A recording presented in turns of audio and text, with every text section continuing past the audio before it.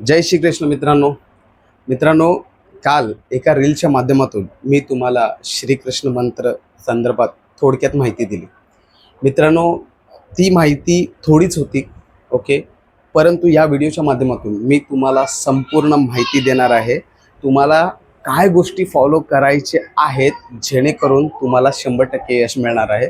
कारण मी हे फॉलो केलं होतं म्हणून मला रिझल्ट मिळाला आणि मी ज्या दोघा तिघांना सांगितलं त्यांनी देखील फॉलो केलं आणि त्यांना देखील रिझल्ट मिळालेला आहे. ओके, तर मला असं वाटते की आपण आपल्या करिअरसाठी एवढं तर आपण करू शकतो आणि मी आतापर्यंत जे काही मार्गदर्शन केलंय किंवा करतोय त्याच्यातून 100% यश मिळते मित्रांनो. ओके, सो माझ्या बोलण्यावरून तुम्ही थोडंसं जर हे फॉलो केलात ना तर मला असं वाटते ते जे 1% नशिबाचा जो भाग आहे बघा, जो आपल्याला साथ देत नाहीये तो साथ देणार आहे. ओके, तर मित्रांनो, आपल्याला काय करायचं आहे, आपल्या तयारीमध्ये आपल्याला 2 ते 3 गोष्टी मी जे व्हिडिओच्या माध्यमातून सांगणार आहे ते ॲड करायचे आहेत. ओके, ते ॲड केल्याने जो आपली मेहनत आहे, विश्वास आहे, इच्छा आहे, जिद्द आहे, ताकद आहे, त्याच्यामध्ये जे नशीब जे कमी पडते ना ते नशीब इथे उजळणार आहे आणि आपण 100% यशस्वी होणार आहे. कारण आपण 99%च यशस्वी होतो. 1% आपल्याला नशिबामुळे मेरिटमधून बाहेर यावं लागते. ओके, सो असं होऊ नये यासाठी मी तुम्हाला जे या व्हिडिओच्या माध्यमातून मार्गदर्शन करणार आहे हे तुम्हाला फॉलो करायचं.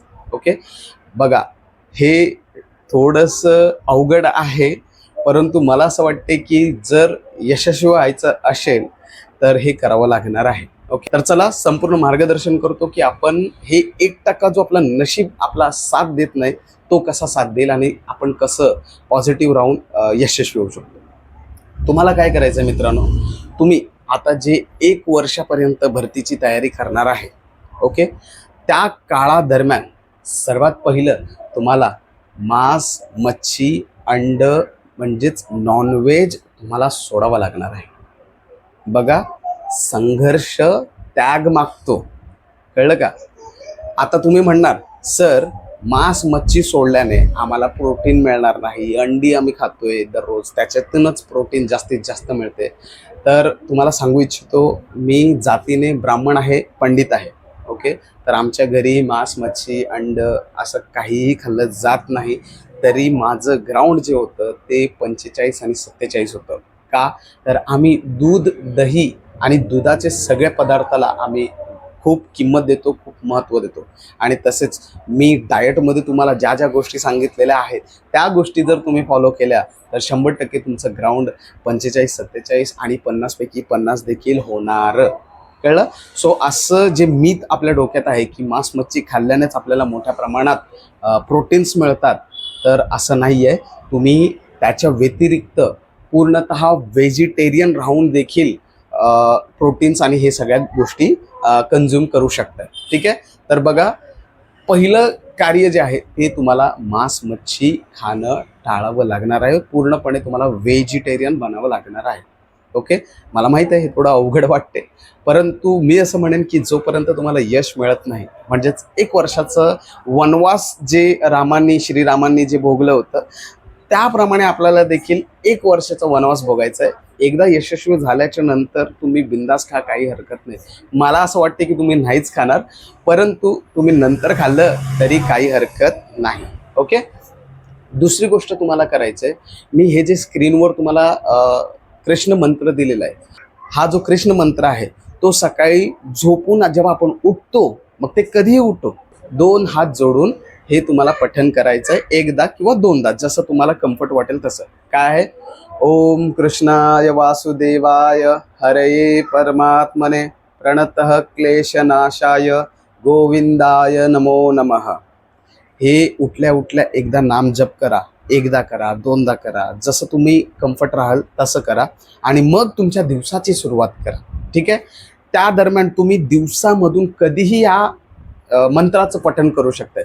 जेव्हा जेव्हा तुम्हाला निगेटिव्हिटी वाटेल, जेव्हा जेव्हा तुम्हाला अपयश वाटेल, जेव्हा जेव्हा तुम्हाला खचल्यासारखं वाटेल, त्यावेळेला तुम्हाला ह्या मंत्राचं जे आहे ते पठण करायचं आहे.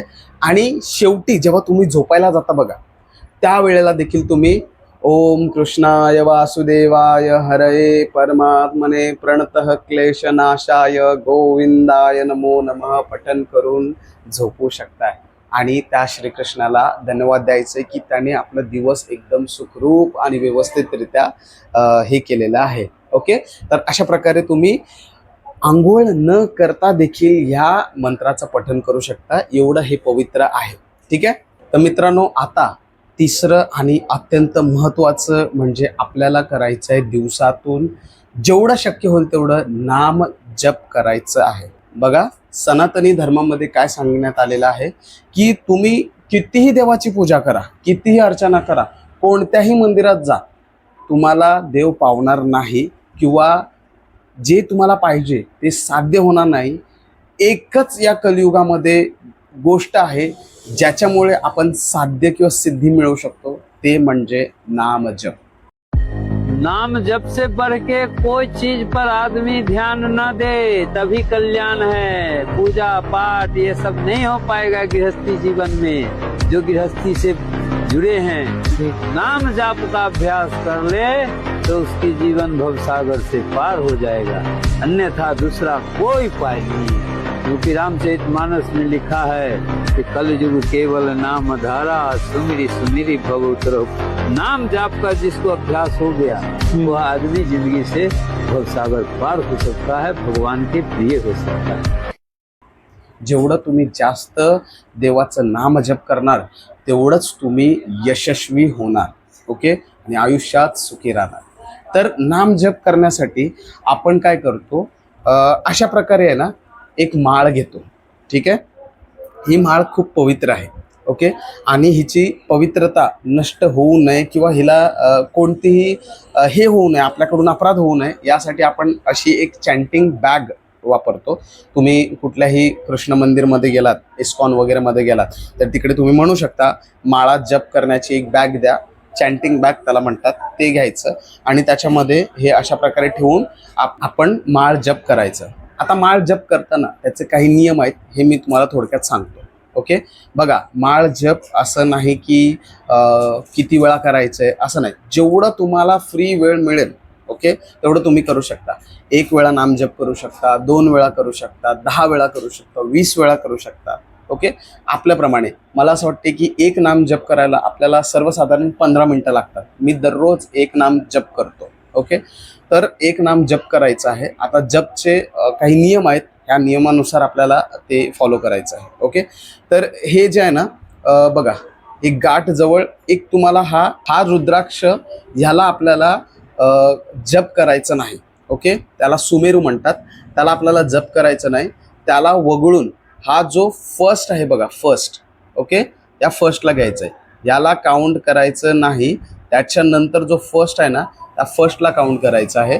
आणि हे आहे ना, बघा, हा जो बोट आहे, हा बोट मालाला लागता कामा नये, ज्यासाठी ही बॅग सर्वोत्कृष्ट आहे. त्या बॅगेमध्ये हा जो बोट असतो तो असा बाहेर असतो, तर त्यामुळे तो माळाला लागत नाही. ठीक आहे, तर त्यामुळे ही बॅग घ्या.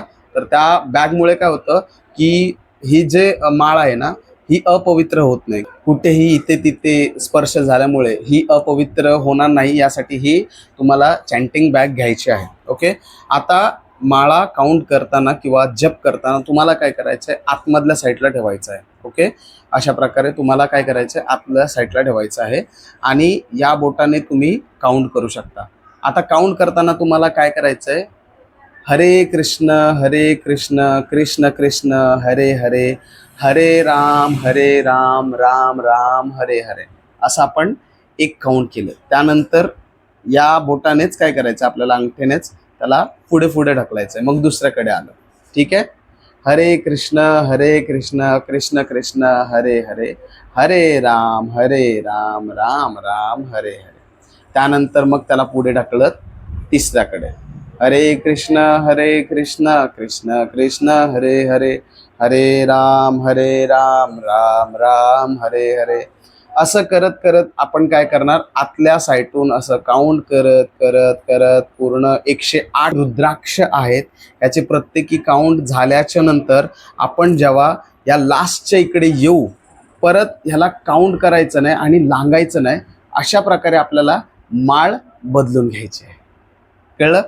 तुम्हाला जास्त नाही कळलं तर मी तुम्हाला एक लिंक देईल. त्या लिंकमध्ये तुम्ही सगळं व्यवस्थित माळ जप करण्याची जी प्रक्रिया आहे ती बघा, तुम्हाला पूर्ण समजून येईल. ओके, तुम्ही शक्यतो एक शांत जागा जिथे आपल्याला भेटेल तिकडे केलेलं हे उत्कृष्ट ठरेल, कारण आपण पूर्ण ध्यान आणि मन लावू त्याला. आलं का लक्षात? सो मी असं म्हणेन, ज्याला ज्याला यश पाहिजे आहे, फक्त 1 वर्ष तुम्ही हे करा. एकदा यश भेटल्याच्या नंतर तुम्हाला असं वाटलं नाही आता मला नाही कंटिन्यू करायचं, मला नाही होत, सोडून द्या, काहीही हरकत नाही. कळलं का?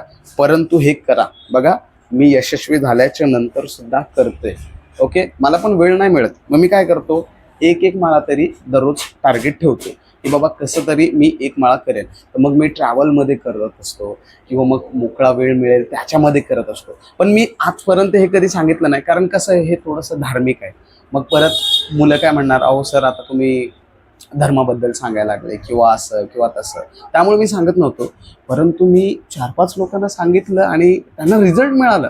तर मला असं वाटते की जे सनातनी आहेत, जे हे करू शकतात आणि त्यांना मुळात यश पाहिजे असेल तर मग सांगायला काय हरकत आहे आणि करायला मुळात काय हरकत आहे. असं पण आपण आपल्या सनातनी धर्मात एवढे सारे देव आहेत, कोणाचे ना कोणाचे आपण आराध्य आहेतच, करतोच.